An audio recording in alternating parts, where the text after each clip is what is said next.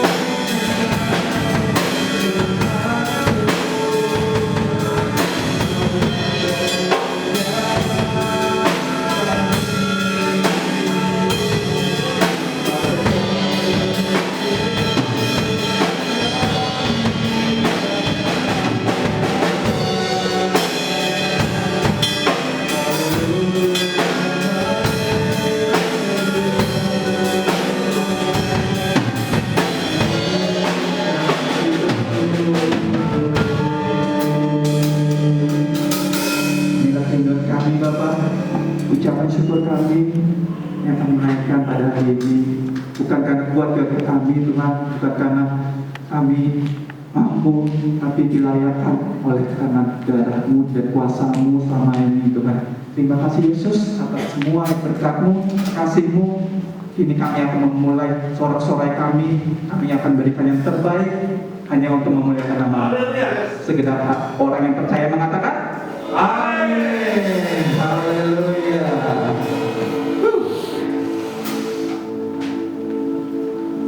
Masih semangat?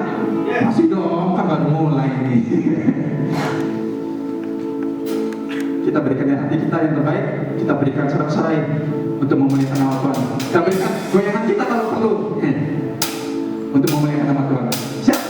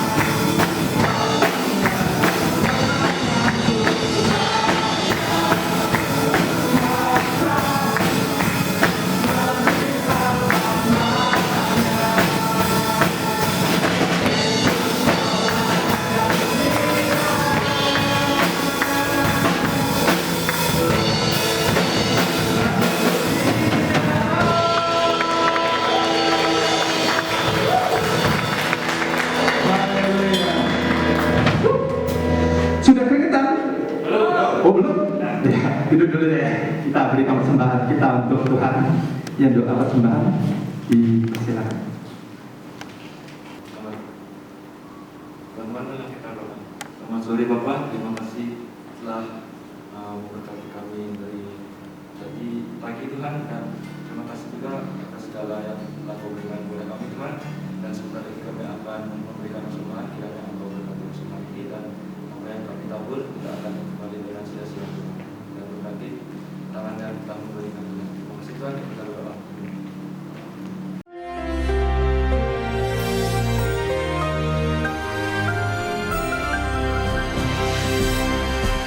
Shalom semua warga kerajaan.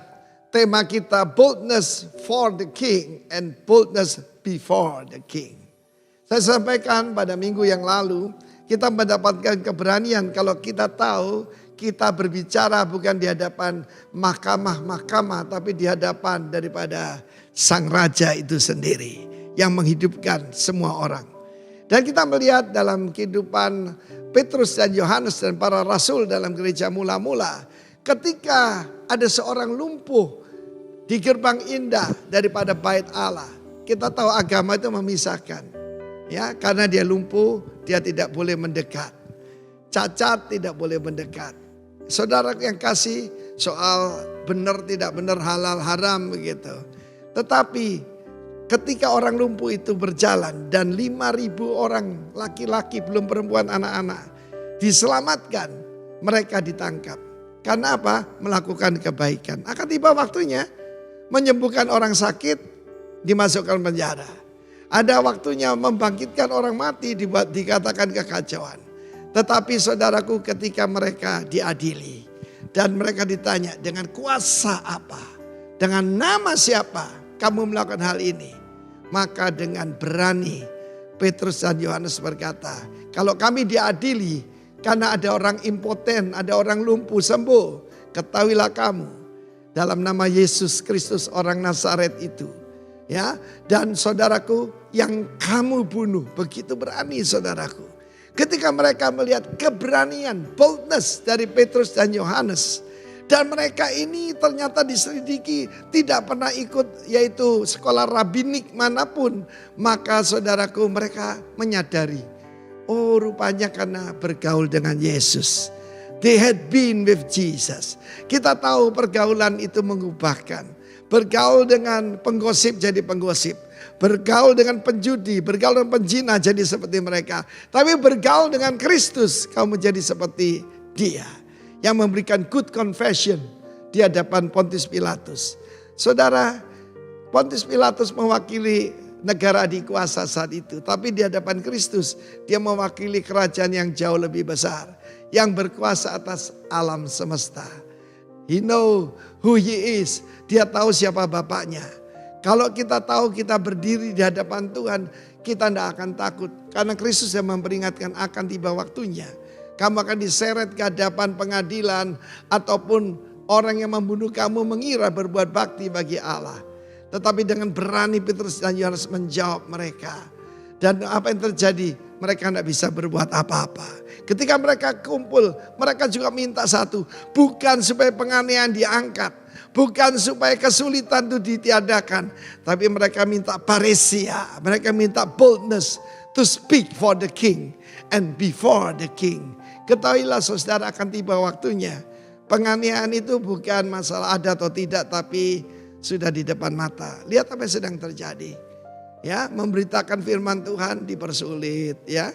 Menyembuhkan orang sakit, kebaktian ditutup. Saudara yang kasih, lucu kan? Lucu sekali. Tapi itulah terjadi. Karena itu yang kita perlukan hari ini adalah paresia. Dan supaya kita hidup tak bercela dan tak bercacat dalam perkataan kita menyambut kedatangan Kristus. Barang siapa malu karena aku dan perkataanku, aku jangan malu mengaku dia. Dan tidak mengaku dia di hadapan Bapa dan para malaikat kudusnya. Be bold in Jesus' name. Amin. Mari kita bangkit berdiri, mari kita berikan yang terbaik juga. Apapun permasalahan yang ada dalam hidup kita, semua sudah ditanggung dalam nama Tuhan Yesus Kristus. Haleluya.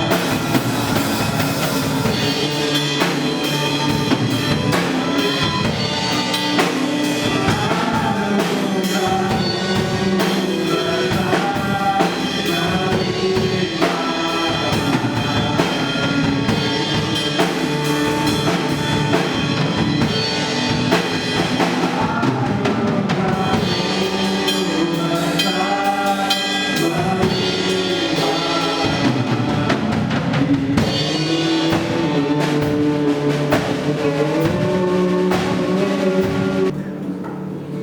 kasih Tuhan untuk sore hari ini Engkau boleh mempertemukan kami lagi di tempat ini.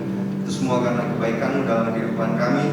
Dan pada saat ini kami mendengarkan sebagian daripada firman-Mu Tuhan. Biarlah Engkau terus mengurapi kami dalam kehidupan setiap pribadi kami, sehingga kami boleh mengerti dan kami boleh mengenal Tuhan secara pribadi dalam kehidupan kami Tuhan pada masa muda kami. Terima kasih Bapa yang baik. Kami percaya bahwa Engkau terus berkarya, bekerja di dalam kehidupan setiap kami pada saat ini. Dan kami siap untuk menerima kebenaran firman-Mu hanya di dalam nama Tuhan Yesus. Haleluya. Amin. Oke, silakan duduk.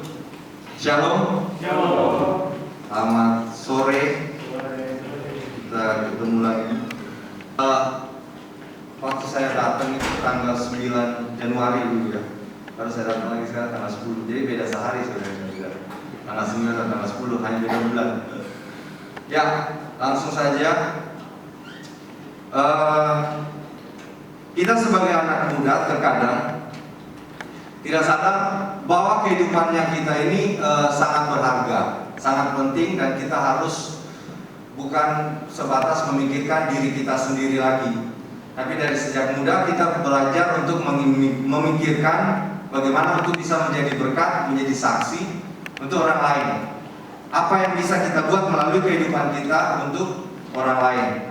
Makanya di sini tema sharing saya kasih bahwa grace to live for the King, yang artinya anugerah untuk hidup bagi sang raja. Kita tahu bahwa raja kita adalah Tuhan Yesus Kristus. Punya raja, apapun yang diperintahkan Tuhan dalam kehidupan kita melalui firman-Nya, itu yang kita hidupi. Karena kalau kita nggak hidupi, pasti ada konsekuensi yang akan kita terima. Nah, dalam Roma 5 ayat 17 dikatakan begini: sebab jika oleh dosa satu orang maut telah berkuasa oleh satu orang itu, maka lebih benar lagi mereka yang telah menerima kelimpahan kasih karunia dan anugerah kebenaran akan hidup dan berkuasa oleh karena satu orang itu, yaitu Yesus Kristus. Nah, kita tahu bahwa dosa masuk ke dalam dunia itu karena satu orang, yaitu Adam pertama. Makanya kita berdosa semua. Tetapi kita tahu juga bahwa karena Adam terakhir, yaitu Yesus Kristus, dosa itu dihapuskan karena pengorbanannya Tuhan. Ya, jadi kita diselamatkan bukan karena kekuatan kita sendiri. Dan apa buktinya kita diselamatkan? Buktinya sama aja, kehidupan bangun pagi sama kayak orang yang lain. Tapi kita punya satu pengharapan, meskipun kehidupannya kita sama dengan orang yang lain. Masalah ketemu juga sama, terus persoalan yang dihadapi juga sama. Tapi ketemu untuk pengharapan itu hanya kecuali kalau kita punya Tuhan dalam kehidupan kita. Mau masalah besar kayak bagaimana, pasti Tuhan kasih hikmat dalam kehidupan kita. Rekoran bilang begini: hidup adalah anugerah, hidup adalah ujian, dan hidup adalah tugas sementara. Nah, dari masa muda kita harus tahu bahwa kalau hidup adalah anugerah, kita sudah sepatutnya untuk bersyukur apapun kondisinya, apapun keadaannya dalam kehidupan kita yang terjadi dalam kehidupan kita. Pasti kita bisa bersyukur kalau kita sadar bahwa hidup ini adalah anugerah, bukan masalah atau beban. Atau yang paling parah kalau misalnya ada yang bilang bahwa, aduh, kenapa saya bisa lahir? Itu ya. Lebih baik saya usah dilahirkan di dunia ini, ya kan? Dia sesali kalau misalnya dia lahir, karena dia ketemu persoalan-persoalan yang dia bilang, kenapa orang lain bisa mengalami yang yang enak-enak gitu, yang damai sejahtera, sedangkan saya tidak. Nah, karena saya pribadi dulu seperti itu sebelum ketemu dengan Tuhan. Jadi selama 16 tahun saya hidup sama orang tua. Selama 16 tahun itu pun batin, jiwa tertekan. Nggak ada yang namanya bisa tahu apa kayak hidup adalah anugerah ini. Nggak pernah tahu, kan nggak pernah gereja, nggak pernah sadar akan Tuhan. Itu tinggal urusan diri kita sendiri. Jadi saya setiap lihat tetangga kalau jalan bareng begitu sama papanya, sama mamanya, bareng-bareng, itu kayak sesuatu kenikmatan yang apa namanya, lebih baik tinggal di kolong jembatan nggak perlu duit banyak, yang penting punya keluarga yang seperti itu.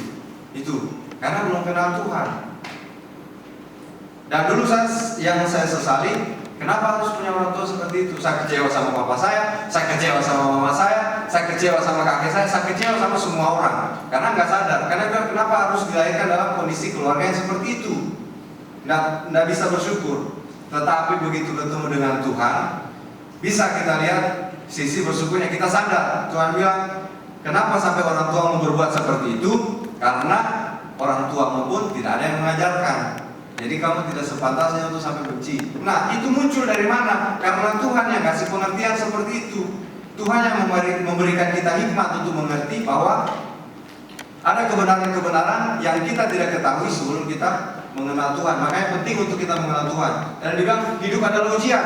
Makanya kalau ada persoalan dalam kehidupannya kita, kan sudah dibilang hidup adalah ujian. Gak ada ujian yang enak kan. Makanya kita harus belajar. Nah, dalam kehidupan kita berbeda seperti di sekolah. Kalau di sekolah kita belajar dulu baru ketemu ujian. Tapi kalau dalam kehidupan kita terkadang kita diuji dulu baru ketemu pelajarannya. Yang penting kita mau belajar dari ujian itu. Terkadang kita nggak mau belajar. Yang ada begitu ujian datang, kita marah-marah sama Tuhan. Kita kecewa sama Tuhan. Kita nggak gereja-gereja lagi. Kita nggak belajar untuk buat sesuatu yang jadi berkat untuk orang lain. Yang ada kita semakin jauh dari Tuhan. Dan hidup adalah tugas sementara. Jadi hidup itu bukan hanya untuk diri kita sendiri, tetapi tugas dari Tuhan untuk kita bisa menjadi berkat. Apa yang bisa kita buat di dalam lingkungan gereja ini? Apa yang kita bisa buat dalam pelayanan di tempat ini untuk bantu Om Hans atau bantu teman-teman rekan-rekan yang lain? Ya ayo kita terlibat karena itu tugas sementara. Bukan hanya untuk memikirkan diri kita sendiri. Makanya saya kasih tahu sama adik-adik saya bilang begini. Coba pikir ya, kalau misalnya kita itu hanya hidup untuk diri kita sendiri. Kita lahir, kita sekolah, terus habis sekolah kita lulus kuliah. Setelah kuliah kita cari kerja. Setelah cari kerja akhirnya menikah. Setelah menikah punya anak. Setelah punya anak punya cucu. Setelah punya cucu tua meninggal. Ya cuma begitu hidup. Apa yang membuat beda? Nggak ada sesuatu apa ya. Tapi coba kalau misalnya, oh ada tetangga saya dulu, dia nggak gereja-gereja, hidupnya hancur. Tuhan pakai melalui kehidupan saya, akhirnya sekarang hidupnya jadi baik. Punya nilai hidupnya kita. Oh dia dulu nggak pernah kenal Tuhan, dia dari kepercayaan lain. Hanya karena saya kasih firman setiap pagi, kirim lewat WhatsApp karena teman, akhirnya dia percaya Tuhan. Ya, hidupnya kita jadi berarti karena hidup adalah tugas sementara. Nah sekarang apa yang bisa kita buat untuk sang raja kalau kita sadar bahwa hidupnya kita ini adalah anugerah? Yang pertama, tidak ada waktu untuk mengeluh. No time to complain. Gak ada waktu untuk mengeluh. Ayatnya itu di dalam Yakobus 1 ayat 2 sampai 4.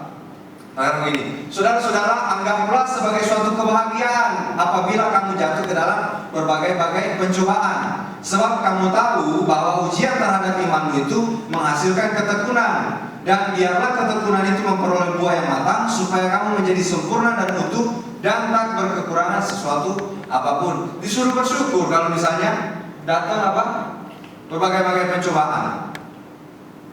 Kalau nggak ada Tuhan dalam kehidupannya kita, ada pencobaan, pasti bahasa kamus yang keluar. Misalnya kalau bahasa kamus itu artinya gini, misalnya pencobaan yang ringan-ringan lah. Canggu kan macet. Nah, bule-bule kan itu terkadang kan kalau bawa kendaraan kan nggak peduli, apalagi kalau bawa motor.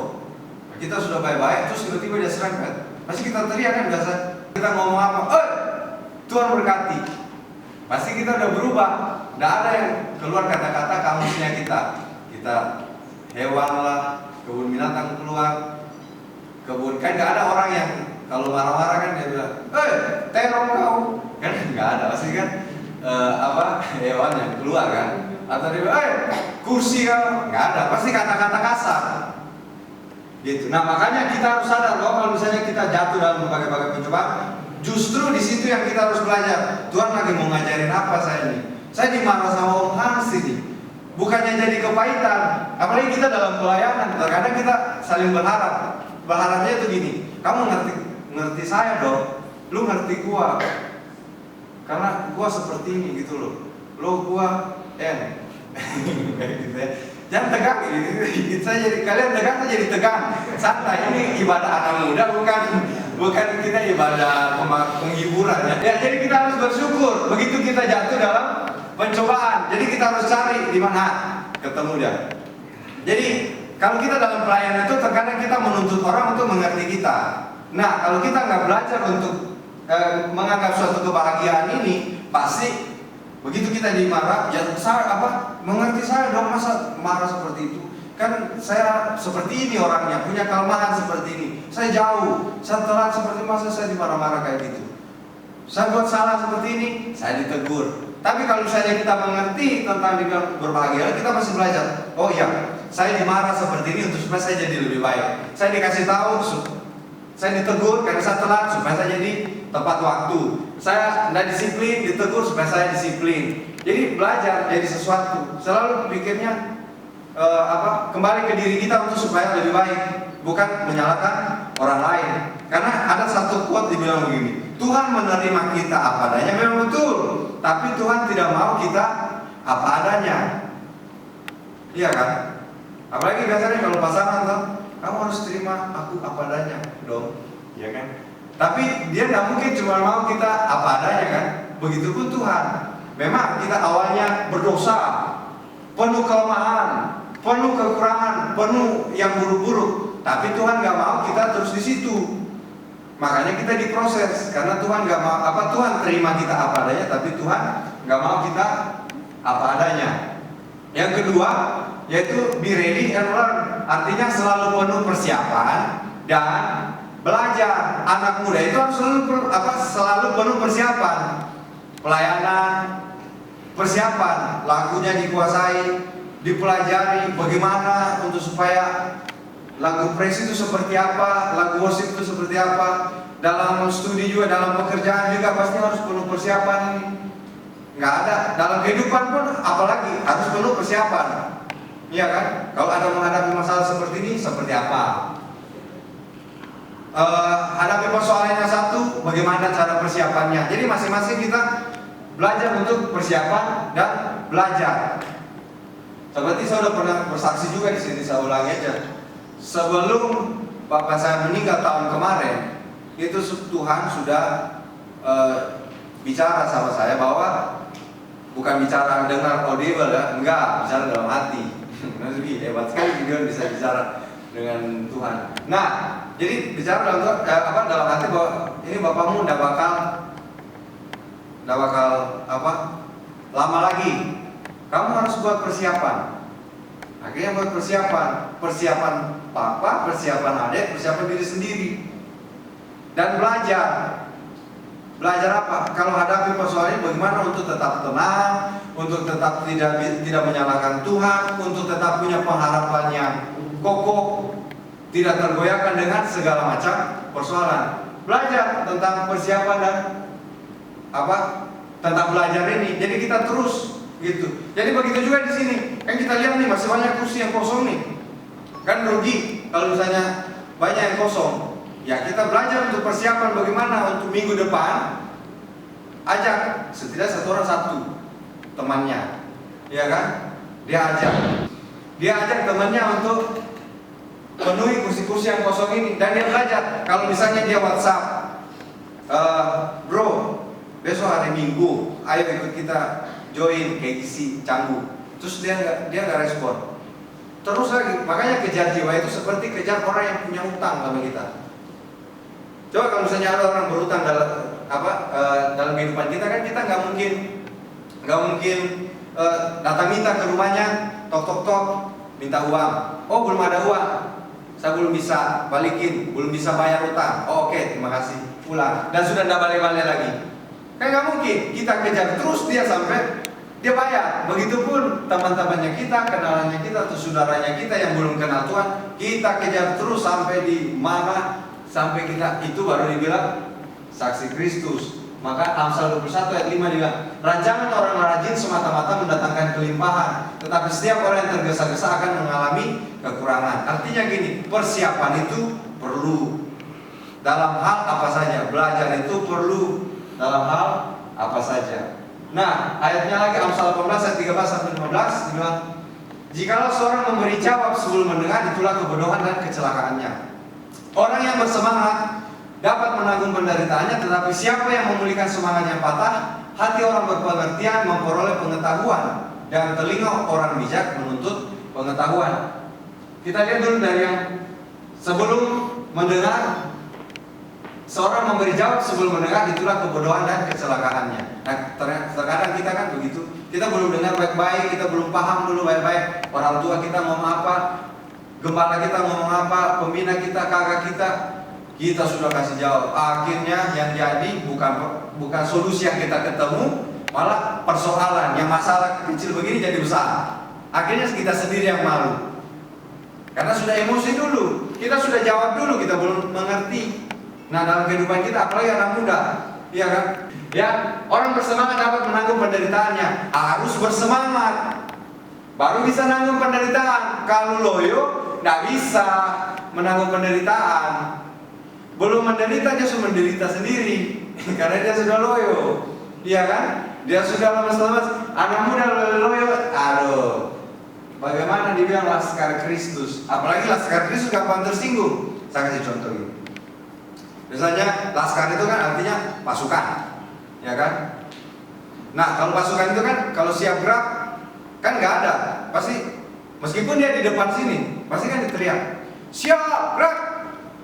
Nah, orang di depan ikut apa-apanya kan, meskipun dekat dia teriak-teriak, tapi nggak ada yang di depannya terus ngomong. Nggak usah ngomong-ngomong keras gitu, pelan-pelan aja saya juga tahu siap. Nah, itulah laskar Kristus juga.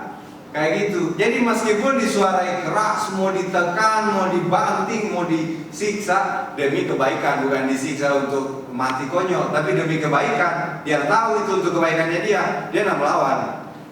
Dia nggak dia nggak malah membangkang, tapi dia ikut proses itu karena dia tahu akhirnya endingnya untuk kebaikannya dia juga.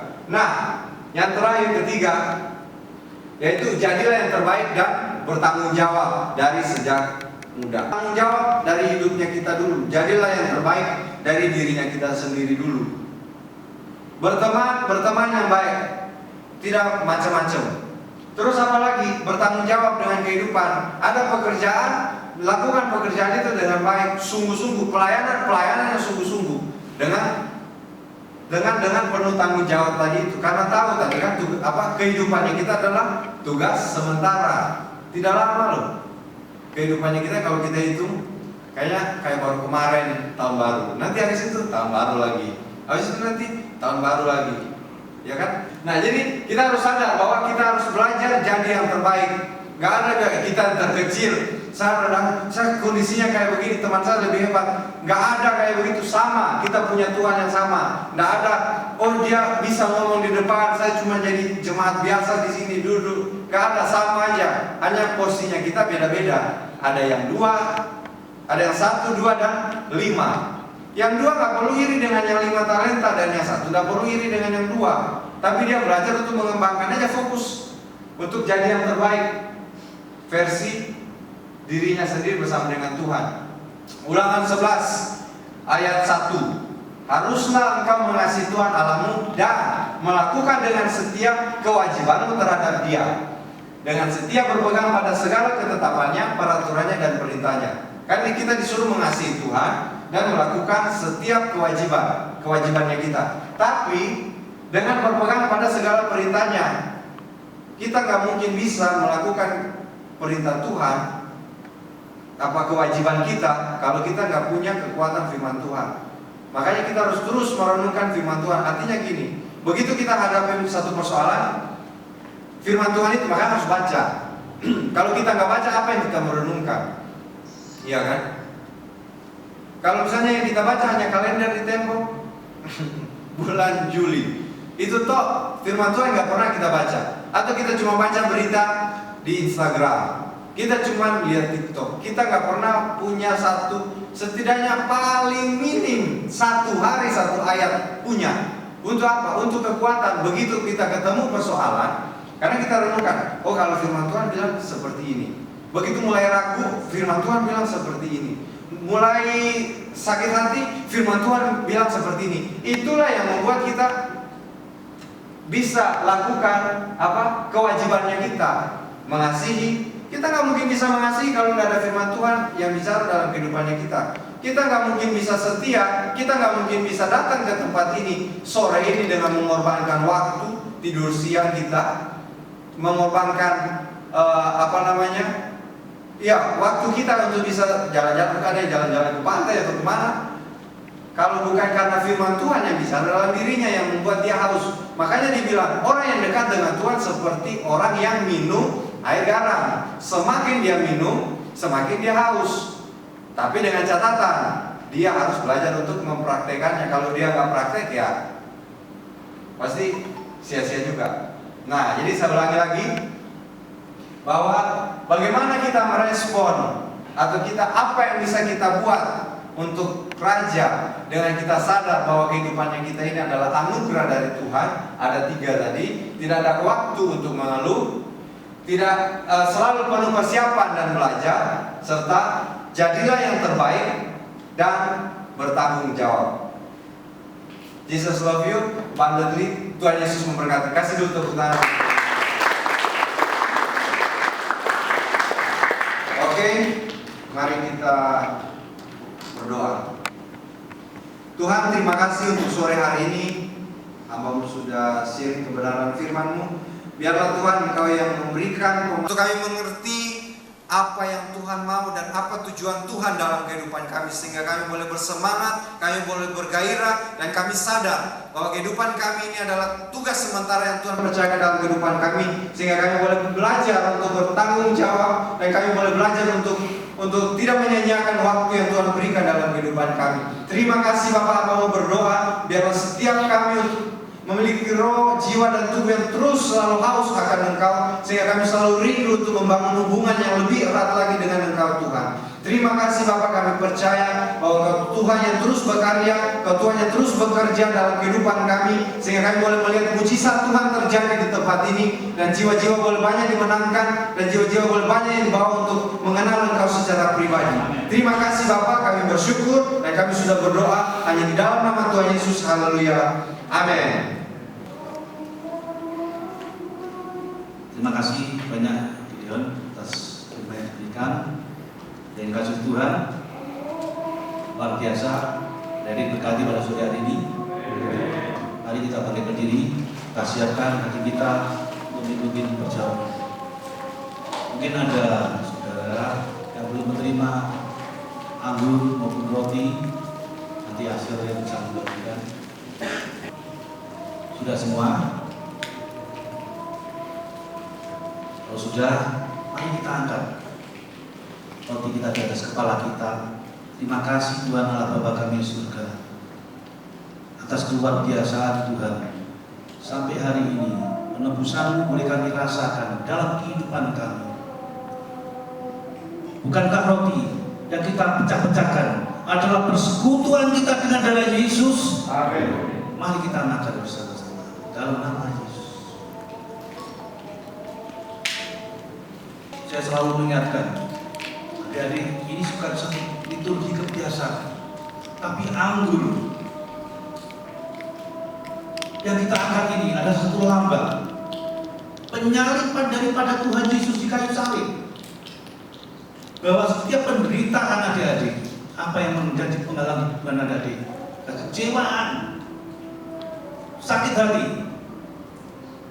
anggur ini sudah membalut kehidupan adik-adik. Bukanlah ucapan syukur. Yang atasnya kita ucapan syukur adalah persekutuan kita dengan darah Yesus. Amin. Haleluya. Amin.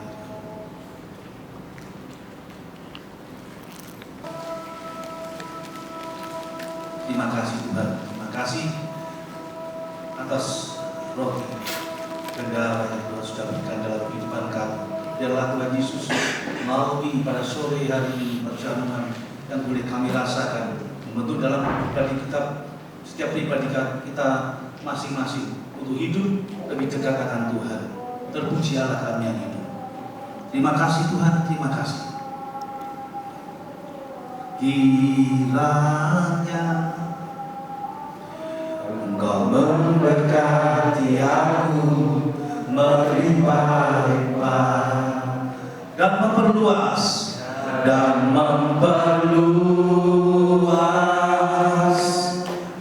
daerah buru dan kiranya